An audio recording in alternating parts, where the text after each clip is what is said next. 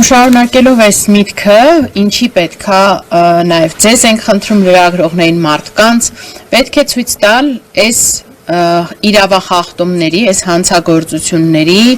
լայնածավալ, պարբերական ու սիստեմատիկ լինելը Հայաստանի Հանրապետությունում։ Այսինքն,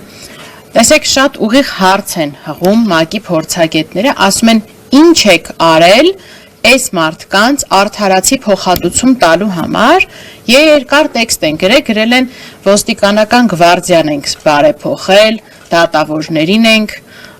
վերապատրաստել եւ այլն եւ այլն։ Ասում են, չէ, ինչ եք արել փոխհատուցելու համար, արդեն պարզ է այդ կադրերից, որ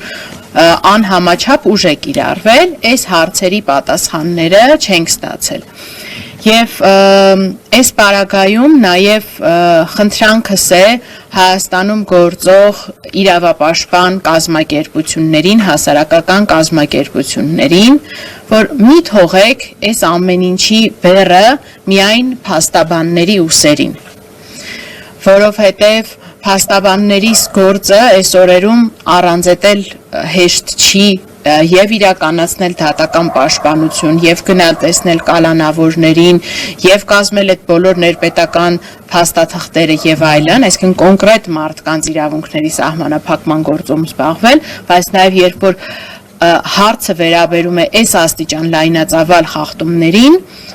խնդրանքս է, որ գոնե պահելով բազային մարդու իրավունքների հարգման սկզբունքները համագործակցենք իրար հետ։ Հիմա անցնենք այն հերթով այդ կառավարության հարց ու պատասխանին, այսինքն ինչեր են պատասխանել, փորձեմ ամփոփ ներկայացնել ու միանգամից կանցնենք, եթե հարցեր ունեն սրան, երևի հարց ու պատասխանի միջոցով ավելի հեշտ կլինի։ Ուրեմն, տեսեք, առաջին կարևոր հարցը, որ տալիս են ՄԱԿ-ի փորձագետները, ասում են մի հատ ընդհանուր գնահատեք, էլի, այս ինչ են ձեզ, այս ինչում են ձեզ մեղադրում։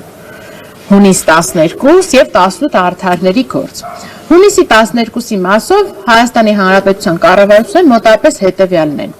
Ասում են, այդ մենք չէինք բռնություն գործադրում, այդ բռնարարները ցուցարարներն էին։ Ու որպես բռնարարության ամենացայտուն օրինակ ներկայացնում են Բագրատ Սրբազանի խոսքը, այն մասին ասում է, գրում են կոչ է արել հանել սաղավարտները ոստիկաններին։ Բացում ենք, ինչ է ասել իրականում, ասում է տղաներ, կարիք չկա սաղավարտ կրելու, որովհետև այստեղ ձեզ ոչինչ չի սպառնում։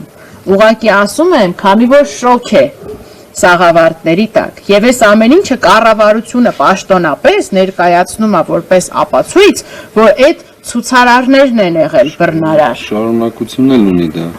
Հա, հետագայում նաև Նիկոլ Փաշինյանն է դրա մասին ազգային ժողովում խոսել։ Ասել, որ ես կազմակերպել եմ ներողություն տալ, ուղղակի շատ հետաքրքիր բառ է սա։ Ասելով, որ եպիսկոպոսը խոսել է ոստիկաններին համոզելու, որպեսզի սաղավարտները հանեն եւ հետո գնացել քարանետում է կազմակերպել։ Սա խոսել է խորհրդարանի ամբիոնից։ Եվ սրա համար մենք դատի ենք տվել իրեն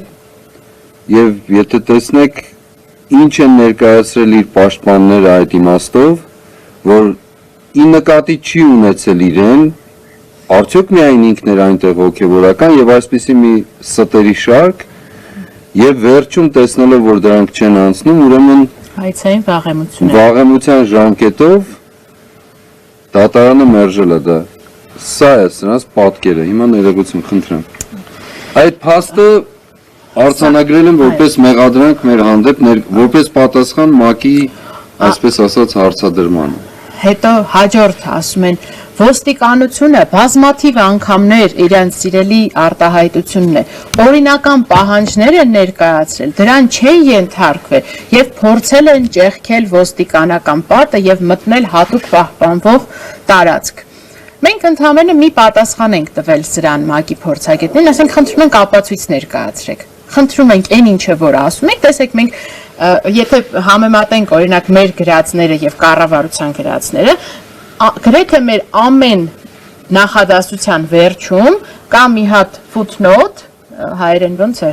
Տողատակ եւ դրված է մեր կատարած պնդումը հավաստող ապացույցը։ Տեսանյութ, լուսանկար, հայտարարություն, բառացի թարգմանություն եւ այլն։ Ինչ է դրած կառավարության պատասխանների տակ, ոչ մի բան, ուղղակի հավատացեք մեր ազնիվ խոսքին